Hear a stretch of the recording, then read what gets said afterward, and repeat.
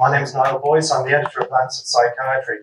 And what I'm going to be doing today is, first of all, looking for something I can use to change slides with. Oh, this is it. All right, thank you. So with that achieved, I'm going to be talking about what's wrong and what's right with diagnosis. So the first thing, as I said, that I'm going to be doing is complicating the accepted narratives and the accepted wisdom which we have around diagnosis. I'm also going to be asking what it is that we actually want from diagnosis. And finally, I'll be talking about some of the alternatives, some of the supplementary approaches to diagnosis, and pointing out that the more solutions we have, we also generate more problems and more things to discuss. But I'm going to start off with a very simple question, which is, where is Oxford University? Can anyone tell me where Oxford University is? Oh, it's in Oxford, right? Where is it? Okay, Oxford, it's in Europe. Okay, so where is Oxford University? Well, if I would say, where in Oxford is Oxford University? What street in Oxford is Oxford University in? Okay, no one knows. And the reason is, it's not in a street in Oxford, okay? Because Oxford University is the group name we give to a collection of colleges, to a collection of university departments, of private halls, of lecture theatres. These together constitute the university. So while we can talk about there being such a thing as Oxford University, it's a category error to try to find it on a map, to try to pin it down to one location. And this was an analogy used by someone writing in the Lancet around 7 years ago who was writing about diagnosis. And what this author, Edwin Gale, said was that a category error occurs when we assign a problem to a category that's inappropriate to its solution. So the visitor to Oxford, who inspects the colleges and the lecture rooms and the libraries, and asks, but where is the university, is making a category error. So like visitors to Oxford, epidemiologists can describe a typical student. The geneticists can tell you how many colleges and halls there are, but neither really can find the university. Now, I've just blanked out a few words in this because this is very interactive, I'm afraid, so I'm going to ask another question. So this author concluded, when a century of scientific endeavor brings us round to the conclusion that we cannot define what we are talking about, it might be time to consider adjusting our minds. It's widely appreciated that disease X is not a uniform disease entity with a definable cause, mechanism, and treatment. So why are these terms always used? In practical terms, the unitary disease concept has failed to achieve satisfactory management of disease X and its associated risks. This failure has been reinforced by the introduction of one-size-fits-all guidelines for disease management. So the next question is, what diagnosis is this author talking about? Okay, well, in fact, Edwin Gale is a diabetologist, and he was talking about type 2 diabetes, right? So this is the first complication which I'm bringing in, which is that a lot of the problems which, in the mental health world, because we're inside our particular mental health bubble, we think of as being unique to psychiatry, and that psychiatry is somehow different to the rest of medicine. They're not really unique to psychiatry. They're problems which the medical approach has. Perhaps they're more extreme, or perhaps they're more debated in psychiatry, but they're not over here, as Thomas Sachs would have said, they're not problems which psychiatry and psychiatry alone has. Then over there's medicine, which operates on totally different guidelines. And I'd say that if we're talking about where diagnosis in psychiatry fits in, with great respect to the previous speaker, I think it's probably more worth putting it in the context of medicine than in the context of physical chemistry. This picture becomes more complex. And here's another bit of complexity. So these are two comments which we've published in the Lancet Psychiatry over the years, two comments with totally different points of view. So the one on the left is from Ian Hickey, who's an Australian psychiatrist. And what he's saying is that the history of societal approaches to mental health has been this journey from ignorance and discrimination and isolation and abuse, all the things which I think we're against and we deplore, to a more enlightened idea about mental health. And Ian's claim is that really it's medicine which has done this. It's the medical approach which has done this.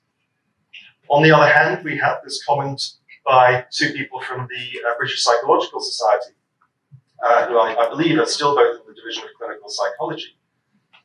And what they say is that the problems facing diagnostic systems are intractable because what they're trying to do is fit patterns in thoughts, feelings, and actions into a medical framework. And that this is just simply, this is a category, this just can't happen. You cannot take thoughts, feelings, actions, all the complexity of being human and fit it into medicine. Now, it's not a surprise that there are different views on this. I think what is notable about these is that if you look at the dates, one's from 2020, one's from 2014. And I think the fact that these pieces speak so much to each other indicates how little this argument is moving forward. That we're just coming up with the same arguments again and again. There's an extent to which we're basically performing them, but we're not actually making any progress. The other thing is that there is the underlying assumption that all of this springs out of the biomedical project, which is broadly speaking, the idea of taking this scientific microscopes and scanners approach to medicine. And this, again, is something which I complicate. This is something I dispute. Now, this is one of the reasons I dispute it is because of this book, which was written by a gentleman called Robert Burton, who was in many ways one of the most complex thinkers that we've ever had on the subject of mental health. And what Burton said in this book, The Anatomy of Melancholy, was that it was possible to take this thing called melancholy, and melancholy was not exactly like we call depression today. In the time that he was writing, which is the early 1600s, the idea that of mind and body were not so separate. So melancholy was this condition which involved changes in mood, changes in perception. It could involve changes in belief, unusual beliefs. It took many forms. Some people were melancholy about love, some people were melancholy about religion. But what he decided to do with his book was to try to classify it. So he called it The Anatomy of Melancholy. So very early on, so 400 years ago, what we have is a physician who is saying, okay, the anatomical project has begun to look inside structures of the human body. Can we do the same with structures of the human mind? And he called it What Melancholy Is, with all the kinds, causes, symptoms, prognostics, and several cures of it. So this idea that you could begin to divide up and classify experience, I don't think arises from the modern biomedical world. I think it's this much more distant, much more embedded historical urge. Incidentally, for all that he tried to classify melancholy into these various parts, and it's a wonderful read, still, this book, Burton came up with one of the best bits of advice for depression or indeed any form of mental illness, where his conclusion is one line, which is, be not solitary, be not idle. To which Dr. Samuel Johnson added, if you're idle, be not solitary, and if you're solitary, be not idle. And if we can give good mental health advice, in a nutshell, I think that's about as good as it gets.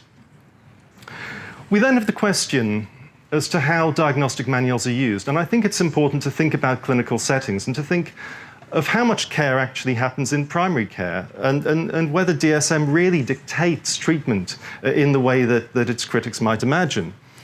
So this is Simon Wesley. He used to be president of the Royal College of Psychiatrists.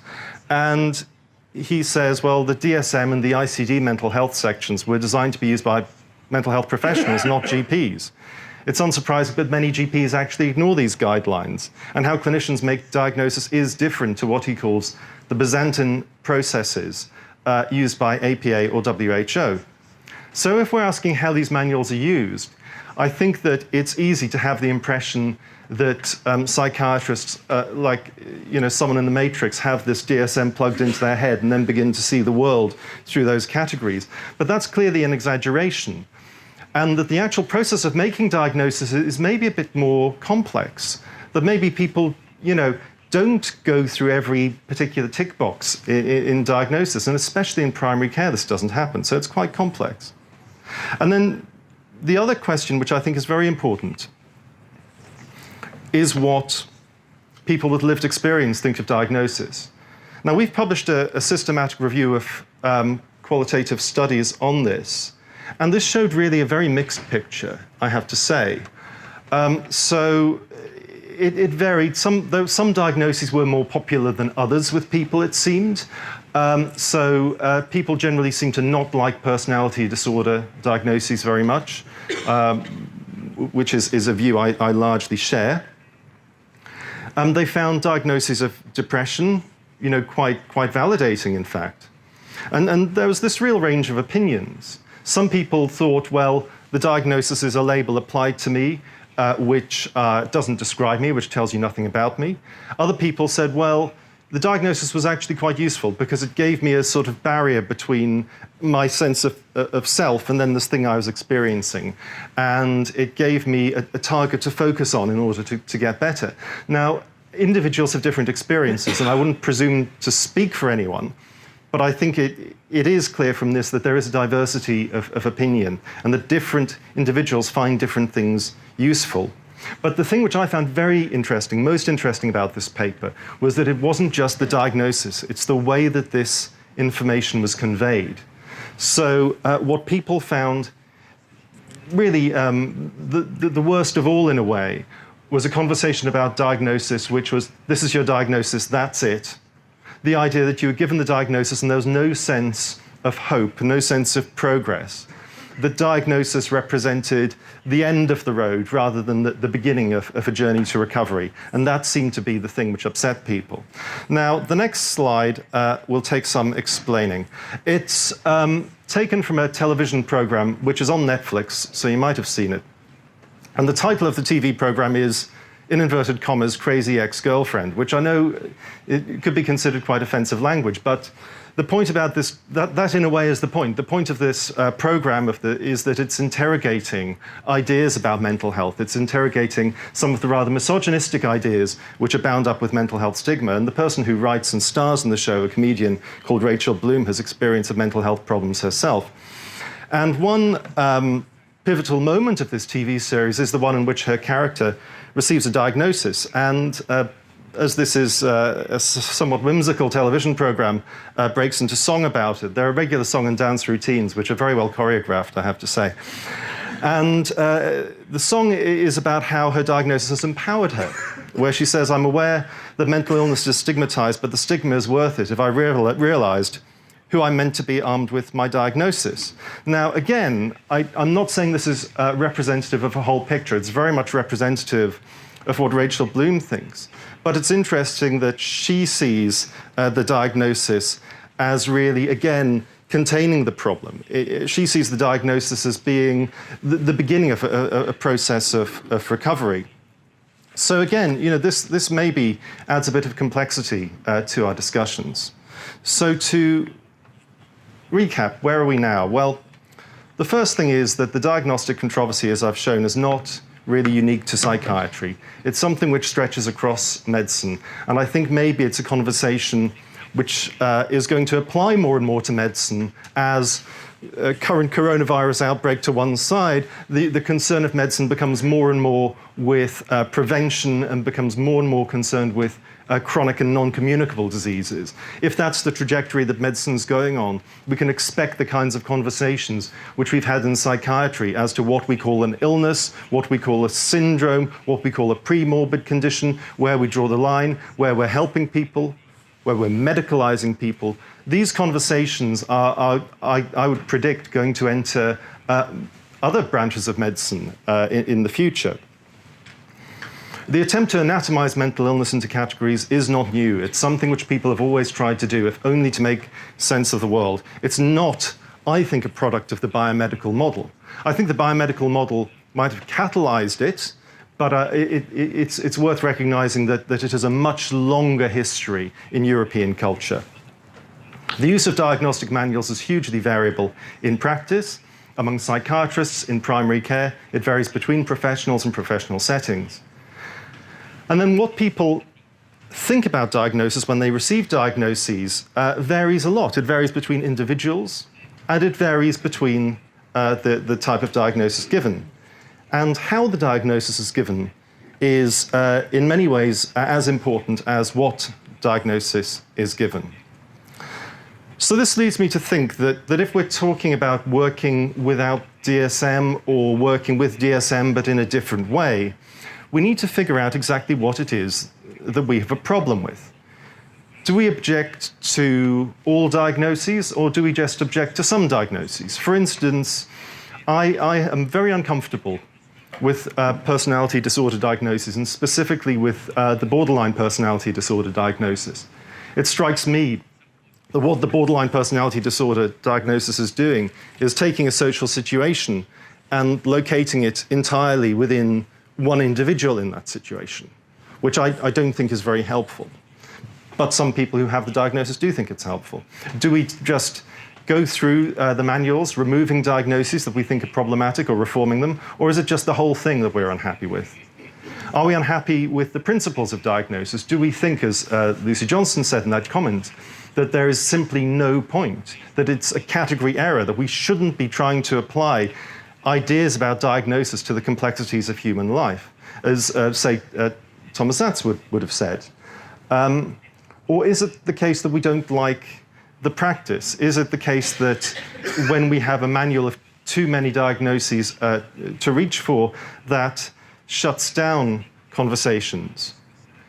Or is it the case that what we don't like is the way mental health services are organized, where we don't have fantastic training all the time, where we don't have a lot of money, where there are 15-minute appointments, and the whole structure of the service in whatever setting maybe increases the temptation to just use diagnoses in a way that shuts things down rather than opens conversations up. It's very possible you could get rid of the DSM, but the pressures and problems and the reasons people are mistreated in mental health services could still be there. So it's time to really ask these awkward questions. And then we say, what do we actually want diagnosis to do? Do we want diagnosis to provide prognosis? So I used to work in old age psychiatry, and I spent a lot of time diagnosing people with dementia. And it wasn't a nice thing to do. You'd say, you have this condition. I can predict that in X number of years and so many years, depending on your current mental state, things will become more difficult for you. Your memory will deteriorate. And I could advise people on making preparations for that, at the very least. Now, it wasn't a pleasant experience, but I think I like to think it was more helpful than simply having this process proceed without being able to know what was happening. Is it to provide guidance for treatment? Is it to delineate categories for research? So while it's a very nice idea to say that everyone needs their problems defined in a way that's unique to them, and I think that's absolutely the case in practice, if we're talking about research, if we have 1,000 people with 1,000 very differently defined problems, that makes research a very difficult proposition. And of course, if we are going to scrap diagnoses, we need to think about the body of literature which we've built up till now. What happens to that? Of course, all literature is ultimately redundant, but it's a step to make, and we have to think about how whatever systems we choose in the future will have implications for how we treat literature from the past, and quite the recent past. Do we want diagnoses just to facilitate record keeping for benefits and reimbursement? Something which I think we don't think enough about as professionals. One of the objections, say, to scrapping diagnoses comes from people who say, well, we have built social security systems which are often very important for people with mental health problems, and they run on the basis of these diagnostic codes. Now, that's not a good reason maybe to keep things on, but it's a way to think about how that transition from one system to the other might be managed. And then there's the maybe slightly less clear aspects of diagnosis. So can diagnosis actually be a therapeutic thing? Can it help an individual to define themselves and their difficulties? Is it part of a narrative? Now, one narrative which I've heard about people who have autism spectrum conditions, for instance, is that they, who are diagnosed quite late in life, is that they always felt, uncomfortable in the world, that they didn't feel they had on the same wavelength as everybody else, They felt ostracized, they felt different, and then when they received the diagnosis of an autism spectrum condition, a lot of things fell into place, a lot of things became clearer for them, and they could move forward. Now, that is not everyone's experience, but it's some people's experience that the diagnosis is a point in the narrative that people tell about themselves. Do we want diagnosis to reflect an underlying etiology, to reflect the illness? Do we want a diagnosis to reflect our own worldview? If we have a particular view of the way the world works, are we just saying, well, diagnosis should reflect that? Are we imposing ourselves onto the diagnosis? I don't know. So if we're thinking about redesigning diagnosis, we need to think about several things. We need to think about the form, we need to think about the function, and I think that almost we need to start with thinking of function. We need to think about future-proofing. How will this change? Because inevitably it will change. And then we need to ask, is one system going to be sufficient? And I think one of the problems of DSM is that it seems to have been conceived and have tried to operate as a single system which can cover clinical practice, which can cover social security, which can cover the narrative issue, which can cover the clinical issue, which can do all of these things. And I'm increasingly doubting whether just one system can really do all of that. So there are many possible things we could do, one of which we've sort of heard covered really is fewer diagnoses. Now, the Lancet journals are very interested in global health and specifically global mental health. We published the first series on global mental health in 2007. And this is mental health in countries where there are no psychiatrists very often. This is mental health which is not even practiced by doctors, maybe not nurses, maybe just other non-specialist health workers. And one of the big challenges with global mental health, as I think Vikram Patel put it, is finding the equivalent of the bed net in malaria prevention. And this, I think, is the answer to that, which is that it's a manual of a smallish number of diagnoses, so psychosis, epilepsy, depression, a few other things. And it's put in the form of algorithms. It's all free to access online, so you can go and look at it. So you can see that what this is essentially doing is stripping down diagnosis to treatment in this very basic way. It's not going with subcategories. It's just saying, this is the broad category, this is broadly what you do about it. Now, of course, at the end of it, what we're still doing is we've got something which is constructed on the basis of ICD categories. But I sometimes wonder if most real practice, especially in primary care with mental health, looks much more like this than it looks like someone ticking boxes on DSM. So, in a way, this is a very practical approach. It's an approach which is designed for its practicality. But of course, just because something's practical, that doesn't mean it's not also perpetuating an ideology. And underlying this very practical document is nevertheless the ideological assumptions which largely underpin ICD and DSM. The other option is that we go for even fewer diagnoses. So this is a paper which was published by Pat and Jim over here in The Lancet in 2013, which was essentially saying, well, one of the problems that you face when you're trying to help people with mental health problems is that I want to get them help, but I don't want to give them a label. And this is especially, I think, a problem with psychotic illnesses. I know that the Schizophrenia Commission in the UK ended up recommending that people really hold back on giving this diagnosis of schizophrenia because it's just so stigmatizing. And what this approach is saying is that essentially we need to turn this around and think about the threshold of need, to say that the key dimensions which set the bar for care are persistence and severity. And then, as people progress, the precise nature of what they're experiencing comes out with time. But the first thing we need to do is to look at the threshold for care. Now, of course, one issue with this is we do, to an extent, end up back where we started with different categories. But I think that this does get around the problem of how you help people without labeling them. The other option, and we've heard about Tom Insel, who at that time was working for NIMH in the US. And the reason that that blog was written criticizing DSM-5 was because the year that DSM-5 was launched was the year that NIMH rolled out a blaze of publicity for its new system, which is called RDoC. Now, RDoC was conceived about 10 or 11 years ago now. And the idea is that it's doing away with the DSM categories, and what it's trying to do is identify mechanisms. So this is a surprisingly complex slide for quite a simple concept, which is that instead of saying people have schizophrenia, or people have bipolar disorder, or people have schizoaffective disorder, it's looking for features that these individuals have in common, and then seeing if you can find common mechanisms underlying them. So there are good things and bad things about this. I like the idea that what you're trying to do is look at specific features and mechanisms. I think that clinically this is very, very far from being a practical system. And I think the people who came up with RDoC would agree with that.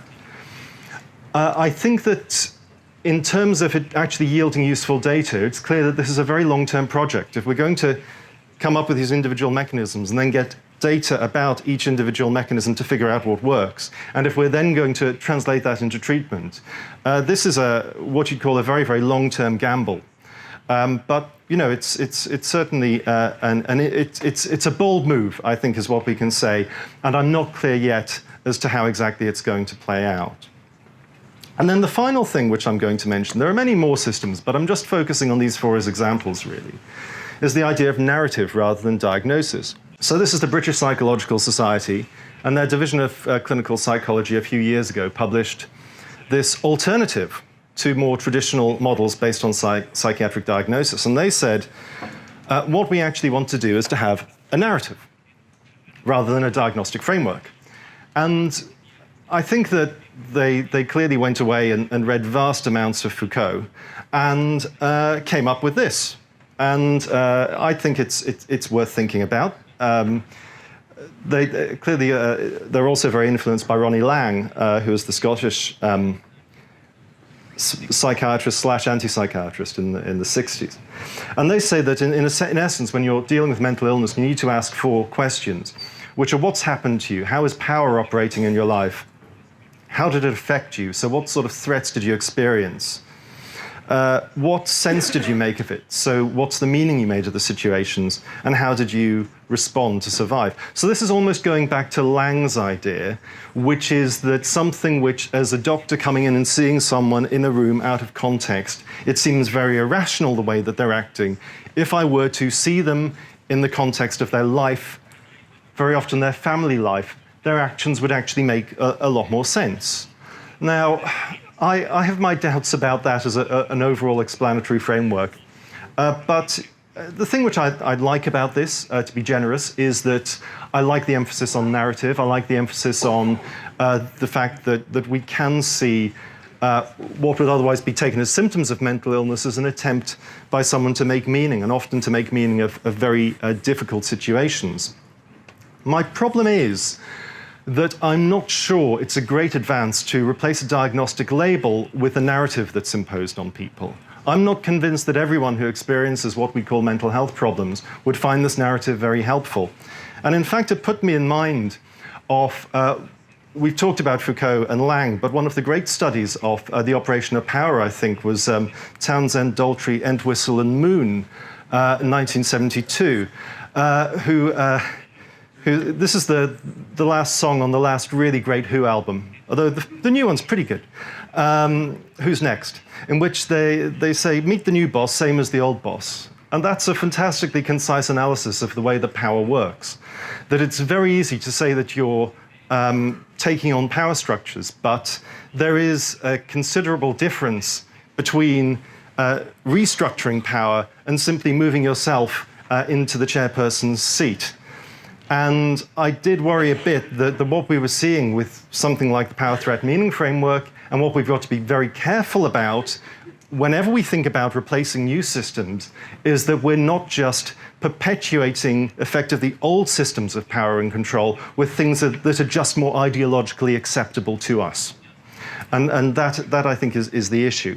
So what I've shown, I think, is that the proposed alternatives to current diagnostic practice really reflect a mixture of practicality and ideology. The things which are supposedly practical often are making quite embedded ideological assumptions, and the things which are quite ideological can be surprisingly practical.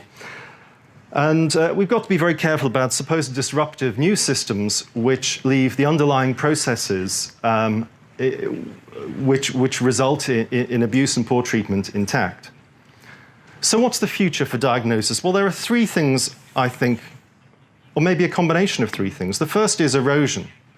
So we could just continue with the system that we're using and watch these categories become eroded as we understand more and more. So let's take the example of schizophrenia. Schizophrenia is, I think, currently being eroded. And the reason it's being eroded is from a neurological and a biomedical perspective, oddly enough, which is that there's increasing understanding about auto-inflammatory conditions, which mean that the person presents with delusions, hearing voices, having all sorts of strange experiences.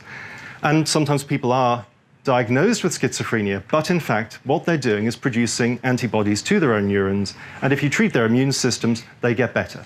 Now, I am not saying that's what's happening to everyone who has this diagnosis of schizophrenia. Very, very, very far from it.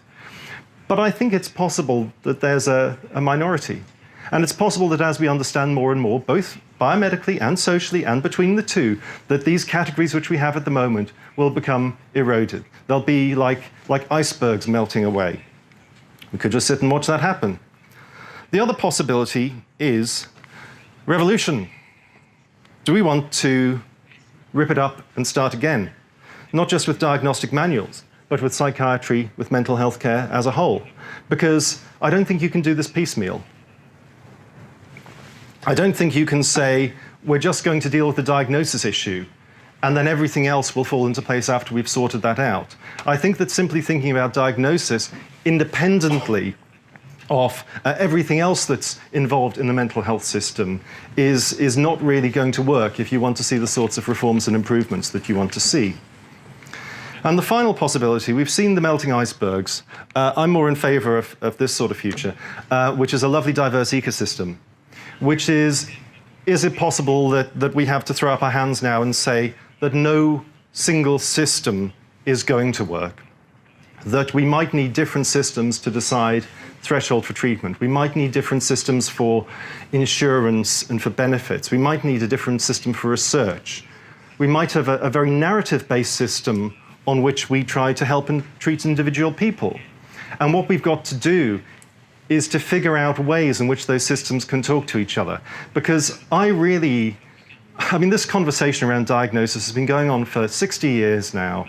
And as we've seen from the slides earlier, this is, the wheels are spinning, but we're not moving anywhere. We've got to do something new, and we've got to figure out what we have in common and how we can work together. And I don't think the solution is going to be that one person, one school of thought, one system wins. That's not going to happen. We really need to start working together on this.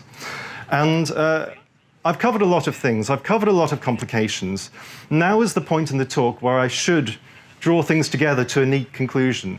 And I've been thinking about this, and I have no neat conclusion. So what I have, however, is a bit of poetry, which is from Hilaire Belloc, who is an Edwardian British poet. And Hilaire Belloc, the past is another country. People in olden times were entertained by stories about children who misbehaved and had terrible things happen to them.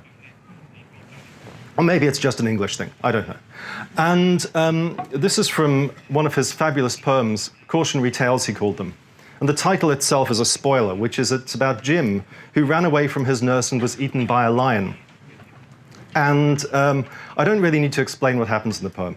But the conclusion which Belloc comes to is this: always keep a hold of nurse, for fear of finding something worse. And I think that's the question we have as a field. Are we going to keep hold of imperfection for fear of finding something worse? That if we're thinking about our dissatisfaction with the current system, of our problems with the current system, I think it's not enough just to express that dissatisfaction. But we've got to come up with an alternative, and we've got to come up with an alternative in recognition of the fear and the anxiety which new things provoke. Which new things provoke in systems which have become so big and complex that they run using current modes of thinking. So it's not just about criticizing. We've also got to think about how this alternative can be sold to people, how people can be persuaded to let go of Nurse's hand and how we can keep the lions away. So thank you very much for listening. If we have time for questions, I'll be happy to answer any, or otherwise we can maybe talk in the breaks. Thank you.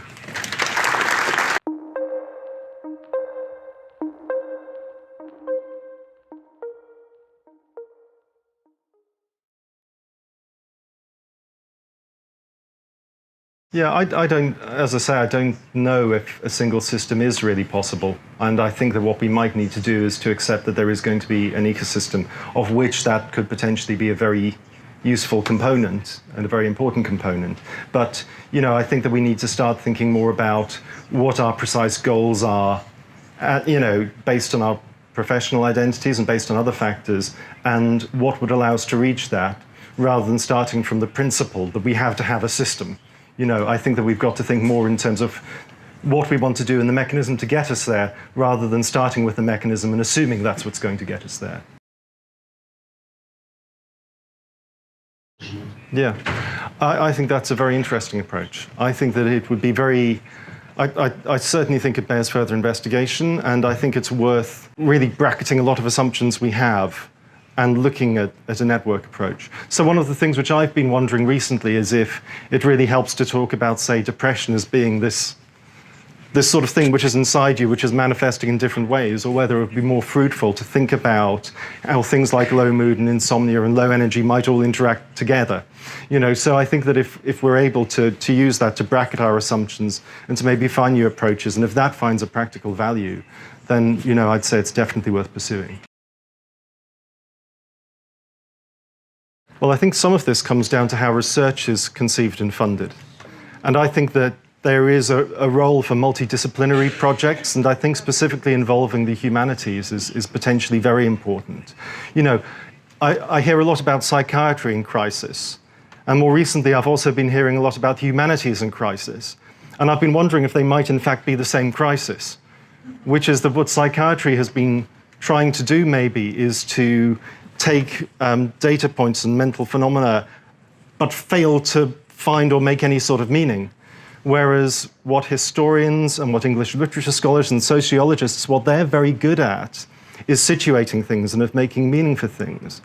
But the worth of that endeavor has been called into practice. And I think maybe these are parts of the same crisis, and I think part of the same solution is if bodies such as I'm pleased to say the Wellcome is doing are much more enthusiastic about funding multidisciplinary projects to really make meaningful dialogue.